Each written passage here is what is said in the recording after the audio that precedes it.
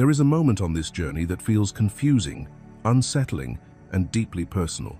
You sense that something has changed, yet it hasn't been spoken aloud. At first, he explains it away. He calls it attraction, chemistry, coincidence, another passing connection he believes he can step away from without consequence.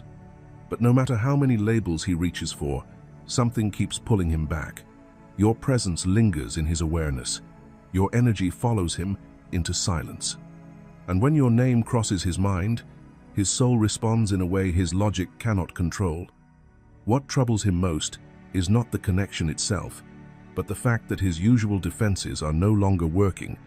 In today's video, we explore the precise moment when denial begins to crack. We will help you understand what is actually happening beneath the surface when silence stops feeling safe. Distractions lose their power, and an inner knowing starts to rise no matter how hard it is resisted. This is not about chasing signs or forcing clarity. It is about recognizing the inner shift that occurs when the soul can no longer pretend. We will unpack why this connection feels different, why it cannot be minimized, and why the recognition unfolds internally long before it is ever spoken out loud. By the end of this video, you will no longer question whether this bond is imagined or exaggerated. You will see why this connection awakens recognition rather than comfort, truth rather than escape. You will understand why you are not just another encounter in his life, but a mirror that reflects what he has avoided, a fire that exposes what cannot remain hidden. This video will shift you from waiting for validation to standing firmly in clarity.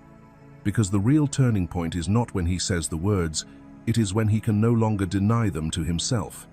And once that moment arrives, everything changes.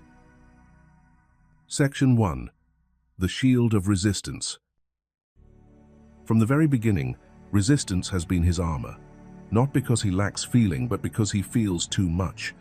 What moves through him does not fit into logic, habit, or the stories he has relied on to understand himself. So he reaches for explanations that feel safer, smaller, and more familiar. He tells himself it is chemistry. He calls it obsession. He labels it illusion. Anything that allows him to keep distance from the truth pressing against his chest. The connection does not arrive gently. It does not introduce itself in a way that feels manageable. It is sudden, overwhelming, and deeply unsettling because it awakens parts of him he has spent a lifetime keeping under control. It asks him to feel without strategy, to open without guarantees, to recognize something sacred where he once relied on certainty. And because it feels too intense, too unfamiliar, and too powerful to be real, he decides it must not be real at all. So he runs not always physically, but energetically. He pours himself into work, into schedules, into productivity that keeps him busy enough not to feel. He seeks shallow connections that require nothing of his depth. He stays in constant motion, convincing himself that forward movement means progress, when in truth, it is avoidance. Anything becomes acceptable as long as it quiets the pull in his chest and distracts him from the presence that refuses to disappear. Yet, resistance is not light. It is not neutral. It carries weight. It wraps around the soul slowly, invisibly, like chains that do not announce themselves until movement becomes painful. Each time he denies what he feels, each time he suppresses the knowing instead of listening to it, those chains tighten. What began as protection gradually becomes confinement. He believes he is guarding himself from loss, from vulnerability, from the unknown. But what he is truly doing is imprisoning his own heart. Resistance does not free him from feeling, it traps him inside it. And the longer he resists, the more exhausting it becomes to carry a shield that was never meant to be permanent. Before we move into the next stage, pause for a moment and let this land. Resistance often hides in plain sight, wearing the mask of logic, strength, or self-protection. Yet if these words stirred something within you, it is because a part of your spirit recognizes itself in this struggle. Take a breath and notice what arose as you listened. Where have you been running? Not because you don't care, but because you care too deeply to feel safe with the truth yet. If this resonates, gently support this work by liking the video so it can reach others who may be carrying the same silent weight. Leave a comment and share what this section brought up for you. or simply type, "I am ready to stop resisting," if that feels more aligned. Your voice matters here. And when you're ready, stay with us as we move into the next section, where the cost of resistance becomes impossible to ignore and the inner shift begins to unfold. Section 2. When the chains begin to crack.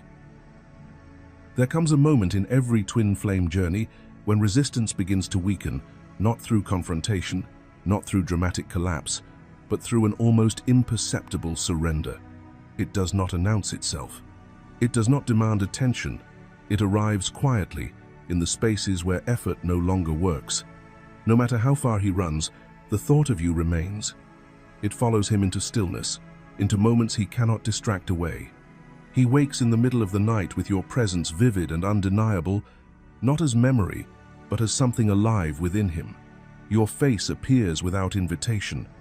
Your energy lingers long after he tries to shake it off. Music becomes a trigger rather than an escape. Songs awaken emotions he believed he had buried or mastered. Lyrics speak directly to his inner state, exposing feelings he has no language for. Signs begin to appear in ordinary places, repeating numbers, familiar symbols, unexpected reminders, moments where logic fails and coincidence no longer satisfies the explanation. This is where the illusion of control starts to fracture. He tries harder to distract himself. He fills his time. He rationalizes. He tells himself stories about independence, freedom, or timing. Yet the more he resists, the stronger the pull becomes. Suppression only amplifies awareness. Avoidance only sharpens longing. His chest grows heavier, not with pain alone, but with recognition. His thoughts drift back to you without intention. His body responds before his mind can intervene. Tightness, warmth, restlessness, a sense of being internally stirred. These reactions do not ask for permission. They bypass reasoning entirely. What is happening is not weakness. It is the soul pressing through the armor of the ego. The structures he built to stay in control, distance, logic, pride, emotional detachment, can no longer contain what is awakening. The ego grows tired of maintaining the separation. The heart begins to speak louder than fear. The soul insists on truth, even when the mind is not ready to accept it. This is the cracking point. Not the end of resistance, but the beginning of honesty. The moment when running no longer feels like freedom, and staying numb feels heavier than feeling everything. Section 3. Recognition through difference. He begins to notice something that unsettles him in ways he cannot easily explain. Where other connections once distracted him, they now fade into the background. Conversations feel thinner. Attraction loses its depth. What once seemed promising no longer holds his attention. And yet, this connection, this one, does not weaken. It intensifies. Others pass briefly through his life. You do not. No matter how much he tries to treat you like the rest, he cannot place you in the same category. Time does not dilute your presence. Distance does not erase your imprint. Even silence does not dissolve what exists between you. Slowly, unwillingly, he realizes something that shakes the foundation of his resistance. He cannot remove you from his inner world. And that truth terrifies him, because it means you were never just a chapter he could close when the lesson felt complete. You are not a moment, not a phase, not a memory he can archive and move beyond. You are woven into the narrative itself. You are the thread running through the story he keeps trying to rewrite. While he struggles to name what is happening, the feminine feels it long before words are formed. She senses the shift not through actions, but through absence, through the altered quality of silence, through the subtle pressure in the energetic field that signals movement beneath the surface. She feels the unseen turning toward truth, even when nothing has been confessed. There is a quiet communication happening beyond language. His longing reaches her not as desperation, but as resonance. It touches her heart because, in many ways, it mirrors something she has already known. What he is only beginning to recognize, she has been carrying with awareness and patience. This is not imagination, it is attunement. At this stage, the connection no longer needs validation.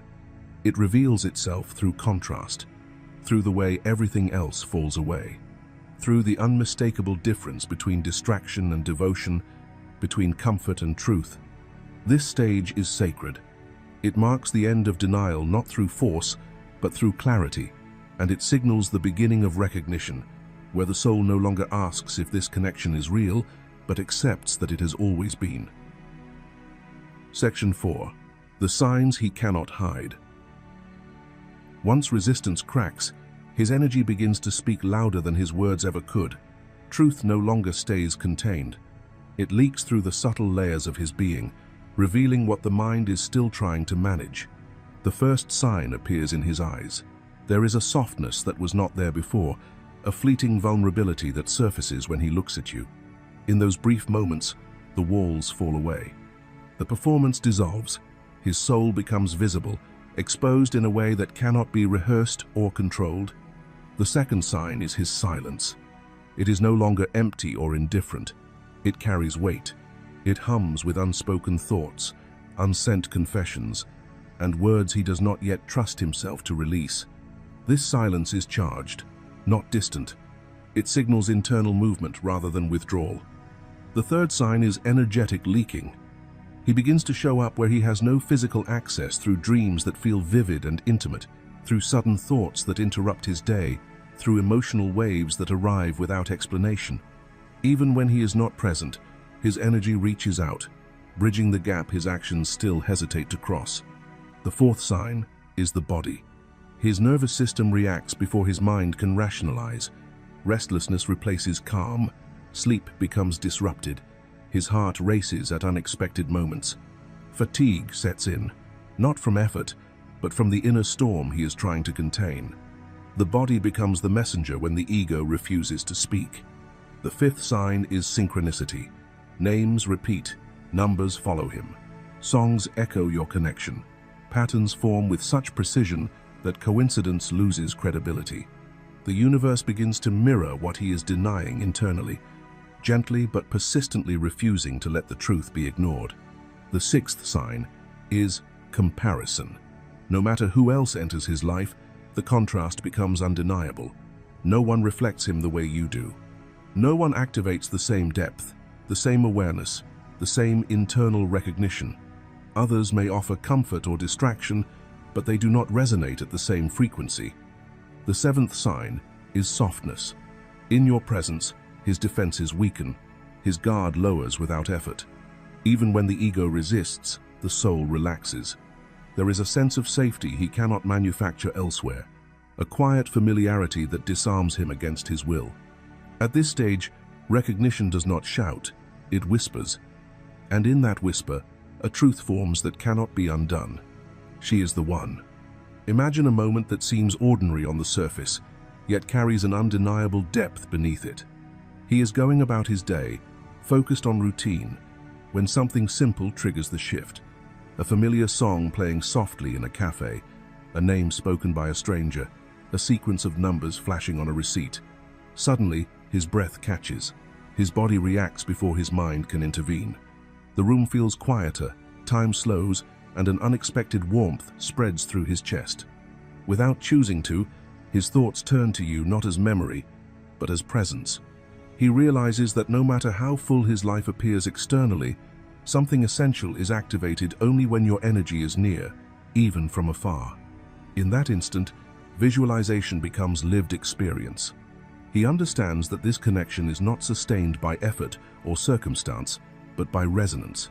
It is not something he can recreate with anyone else, nor silence through distraction. The lesson becomes clear without explanation. When the soul recognizes its mirror, it responds naturally, unmistakably, and without permission. Section 5. When the body confesses first. For a long time, the masculine believes logic will protect him. He trusts that thinking harder, analyzing deeper, or finding the right explanation will bring him back into control. The mind feels safer than the heart. Reason feels cleaner than emotion. Yet there is one place where logic has no authority, and that place is the body. The body does not negotiate with denial. It does not wait for readiness. It speaks when the soul decides the time has come. Restlessness begins to settle into his system without warning. His nervous system hums as if charged by an unseen current. Sleep becomes shallow or fragmented. Stillness feels uncomfortable. Even in silence, something inside him is awake, alert, searching. He may not know what he is looking for, but his body does. His heart responds before his thoughts can catch up. Sudden palpitations appear for no logical reason. Heat rises in his chest. Pressure builds, not painful, but insistent, like something pressing outward, asking to be acknowledged. These sensations come and go, often when your energy crosses his awareness, even if he tries not to think of you. Then the emotions begin to leak through the cracks. Tears surface unexpectedly. Longing arrives without a clear story attached to it. Grief moves through him, not just for what was lost, but for what was never fully lived. And beneath it all is love raw, unfiltered, and terrifying in its depth. A love that does not feel casual or optional, a love that feels ancient. Desire shifts at this stage. It no longer lives only in the body. It deepens beyond physical attraction and enters the realm of memory. It feels spiritual, magnetic, remembered. As if something inside him recognizes you before his mind can name why. Dreams begin to blur into waking life. You appear not only at night, but in quiet moments during the day. He carries your presence with him through tasks, conversations, routines. Even when distracted, something of you remains nearby, steady and persistent. These bodily confessions frighten him. They feel like betrayals because they bypass control. He may try to suppress them, explain them away, or distract himself from them, but none of it works for long. Because this is not weakness. This is truth breaking through. This is the soul speaking in a language the mind cannot override. Section 6. Dreams and synchronicities as soul language. In dreams, the masculine's defenses finally collapse. The mind that guards him during the day loosens its grip, and the soul steps forward, unfiltered. In this space beyond the physical, he meets you without masks or strategy. There may be embraces filled with familiarity, arguments charged with unfinished truth, or confessions spoken with a vulnerability he cannot access while awake. Sometimes the dreams arrive as symbols, crossings, doorways, mirrors, or merging paths, images that speak of union, choice, and remembrance rather than logic. When he wakes, the feeling lingers. Longing settles into his chest, not as fantasy, but as a quiet certainty that cannot be dismissed. These dreams do not fade like ordinary ones. They imprint themselves. He may try to shake them off, but something about them feels different, alive, intentional, unfinished. In waking life, the universe begins to echo what the dream world revealed. Synchronicities multiply. Numbers repeat with unsettling precision. Songs appear at the exact moment his thoughts drift toward you, carrying lyrics that seem to answer questions he never spoke aloud. Your name surfaces in conversations, on screens, or in places where it should not logically appear. The timing is too precise to ignore. This is not coincidence, and it is not mockery. The universe is not teasing him, it is guiding him, gently but persistently, back toward awareness. Each sign serves as a reminder that what he is experiencing is real, even if it defies explanation. The feminine feels this language as well. Shared dreams arise without discussion. Shared signs appear without coordination. Mirrored confirmations unfold on both sides of the bond, reinforcing what neither soul can fully deny anymore. There is recognition happening beneath consciousness, a silent agreement taking shape. This is the bond recognizing itself. Not through force, not through pursuit, but through resonance. If you've made it this far, pause for a moment. This is not casual listening anymore, it is recognition.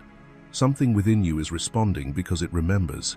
Not every soul stays present when the message begins to touch truth this closely. So take a breath and reflect on what has surfaced for you as you've been listening. Where have you felt the signs, the dreams, the quiet confirmations showing up in your own life? You're invited to share your story in the comments, not to explain or prove anything, but to honor your experience. And if words feel heavy right now, simply type this affirmation below. I trust the language my soul understands. Your presence here matters, and your voice may be the confirmation someone else has been waiting for. Section 7. The triggers that force truth. Recognition rarely arrives gently. For the divine masculine, it often comes through disruption, through moments that dismantle comfort and expose what has been avoided. What once felt stable begins to shake, not to punish, but to reveal. Life no longer flows on autopilot.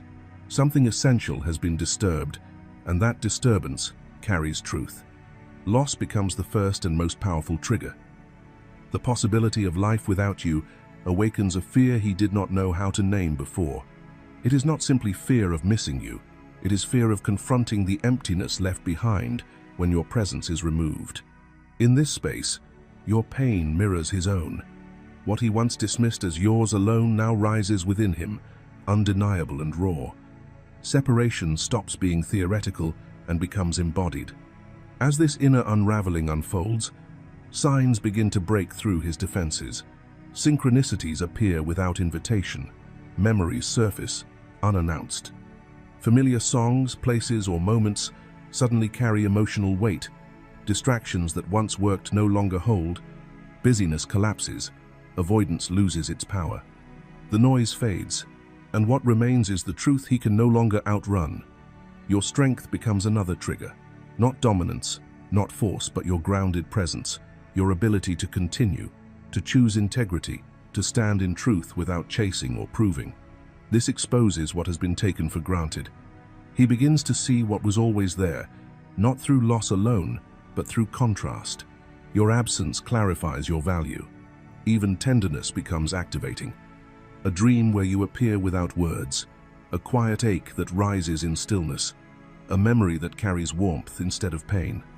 These softer moments are often the most disarming because they bypass logic. They speak directly to the heart.